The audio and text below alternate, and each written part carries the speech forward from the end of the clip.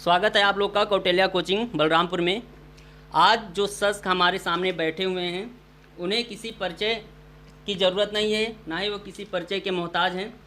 आज इस कोचिंग संस्था के सबसे महत्वपूर्ण मार्गदर्शक से हम लोग बात करेंगे, बहुत सारी चीज़ें पूछेंगे। हमारे सामने बैठे हुए हैं सर, आपका बहुत बहुत स्वागत, ढेर सारा अभिनंदन है कौटिल्या परिवार में। आप सभी सदस्यों को, कौटिल्या बलरामपुर के सभी सदस्यों को, खासकर पंकज सर को ढेर सारा अभिनंदन, प्यारे विद्यार्थियों को ढेर सारा अभिनंदन एवं ढेर सारी शुभकामनाएं, ढेर सारा आशीर्वाद। सर से आज हम लोग बात करेंगे कि सर के जीवन में पढ़ाई का क्या महत्व रहा है, सर का अचीवमेंट क्या, कैसे इन्होंने अपने अचीवमेंट को कंप्लीट किया और अपने जीवन में क्या क्या किसको इन्होंने आदर्श माना और किस तरह से सर ने पढ़ाई किया और इतना मेहनत से सर पीसीएस ऑफिसर बने। तो बच्चों के लिए बहुत इम्पोर्टेंट होने वाला है और ख़ासकर सर के ज़िंदगी के बारे में कुछ रहस्य भी खुलेंगे आज। तो आप लोग इसको देखिएगा, एंजॉय कीजिएगा। तो शुरू करते हैं सर से कुछ प्रश्नों का सिलसिला, जिसमें हम पहला सर से पूछना चाहेंगे कि सर अपनी मंजिल की वास्तविक पहचान आपको कैसे और कब हुई? मैं अब यहाँ पर ये बताना चाहूँगा, जब मैं क्लास 10th में पढ़ रहा था उसके बाद से लेकर, क्योंकि ईश्वर की कृपा है कि पारिवारिक माहौल हमारा प्रशासनिक ही रहा है। पिताजी उत्तर प्रदेश में उच्च पद पर इस टाइम भी शीर्षस्थ हैं और बस विद्यार्थियों के लिए मैं सीख वहीं से लेता रहा, अपने पिताजी से ही।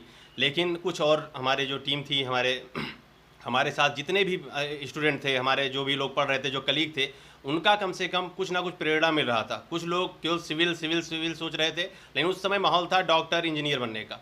मेरे पिताजी की भी इच्छा यही थी कि आप पहले डॉक्टर बनिए, उसके बाद आप सिविल क्वालिफाई करिए। इत्तेफाक हुआ कि 12th में मैंने दिया भी, CPMT की एग्ज़ाम भी दिया और क्रैक भी किया, BDS मुझे मिला।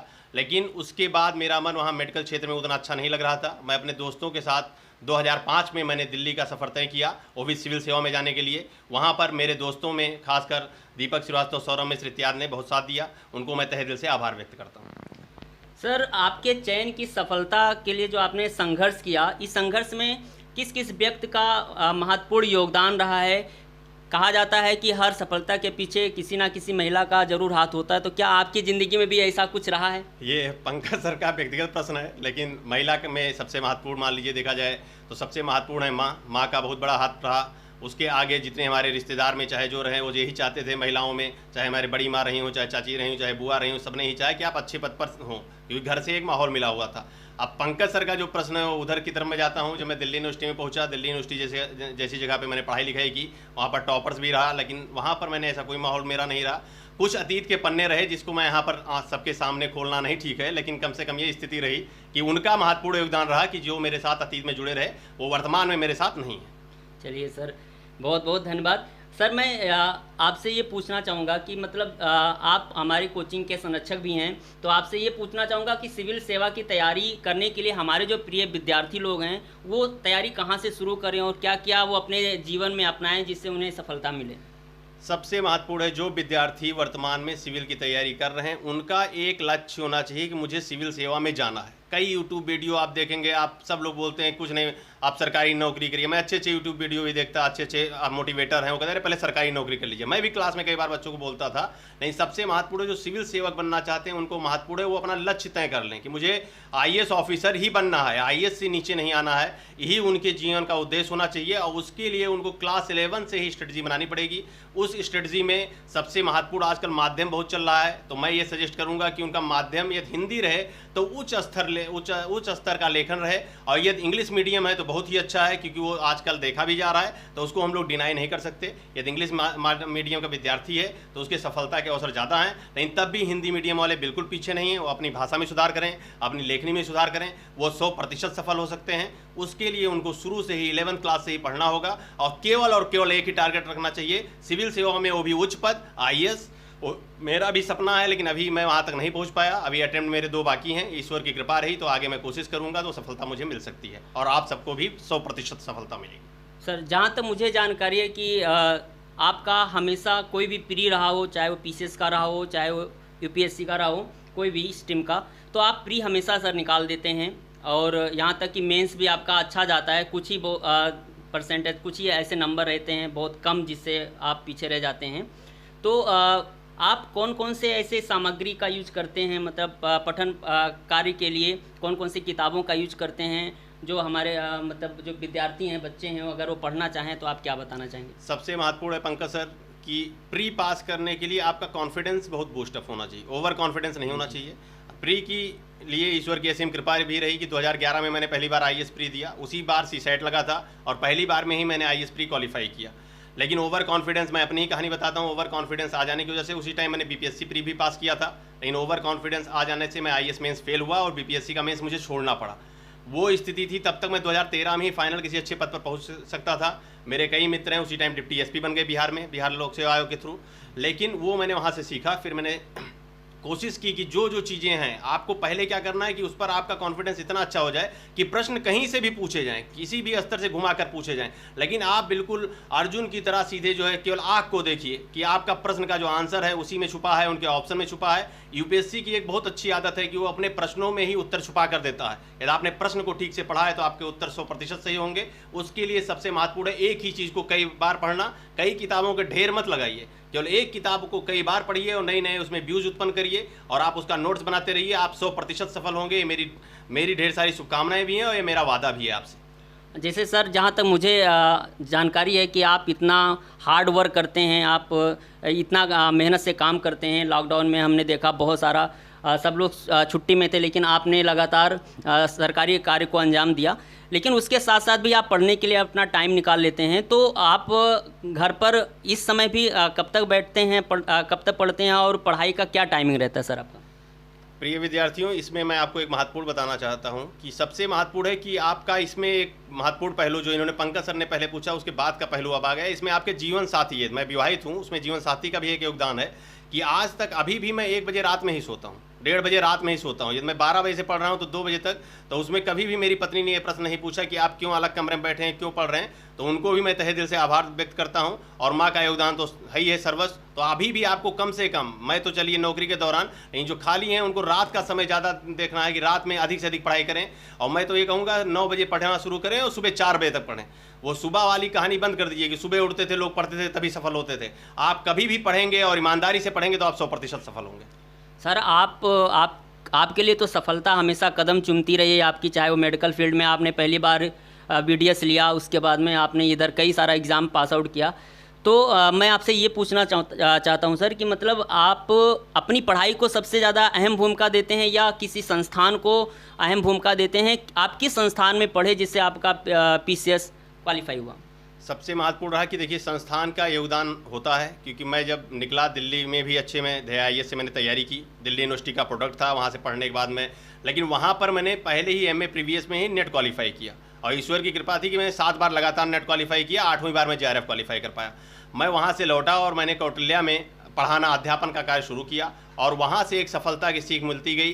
फिर मैंने अपने 2013 बैच में सिलेक्शन से पहले कौटिल्या बलरामपुर की न्यू डाली और न्यू डालकर इसलिए क्योंकि जो ग्रामीण प्रवेश के बच्चे हैं वो भी सफल हो सकें। उनके लिए जरूरी नहीं कि बहुत बड़े संस्थान में जाकर वो 2-2.5 लाख रुपए फीस दें, वो छोटे संस्थान से भी छोटा छोटा मार्गदर्शन लेकर अच्छे योग्य टीचरों से वो सफलता पा सकते हैं। इसमें कहीं भी कोई संशय नहीं है।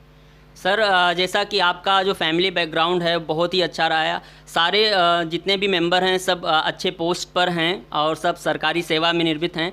तो हम ये आपसे पूछना चाहूँगा सर कि आप अपनी संस्था जो आप चला रहे हैं इसमें कुछ गरीब बच्चों के लिए कोई आपके पास स्कीम है या आप समाज में किस तरह से कुछ मदद करना चाहते हैं बच्चों का? वैसे आए दिन में ये सुनने मिलता है कि आप बहुत सारे बच्चों को मोटिवेट करते हैं और इनाम देते हैं। बहुत सारे ऐसे बच्चे हैं जो संस्थान में फ्री ऑफ कॉस्ट पढ़ते हैं। तो क्या आने वाले भविष्य में कुछ ऐसा आपका प्लानिंग है जो हमारे गरीब बच्चों के लिए हो सके, जो गरीब बच्चा भी पढ़कर आगे जा सके, या आपके दिमाग से या आपका कुछ फ्यूचर का प्लानिंग?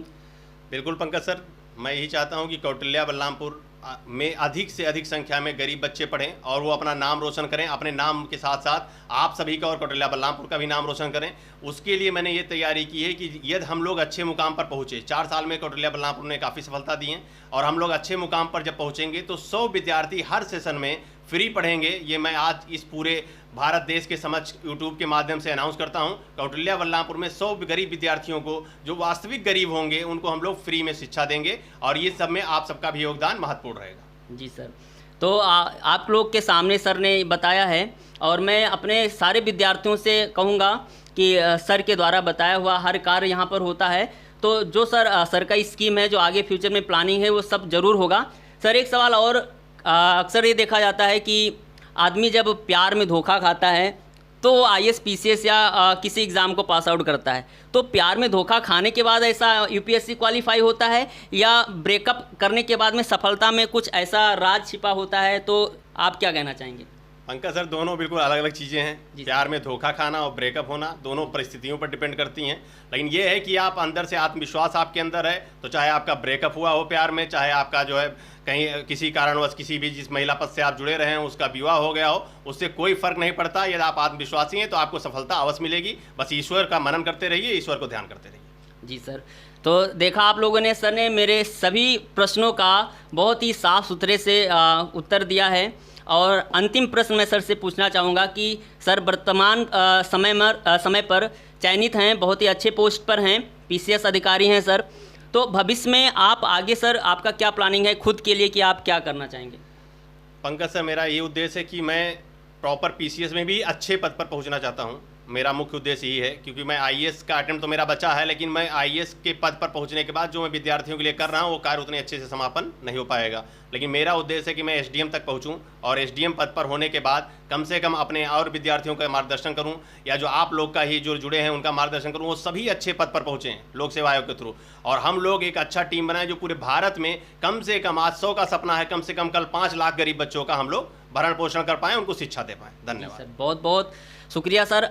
सर का 2 चीज़ मुझे हमेशा याद रहता है। सर हमेशा 2 चीज़ कहते हैं जब भी हमारी मीटिंग होती है या कोई कार्यक्रम होता है।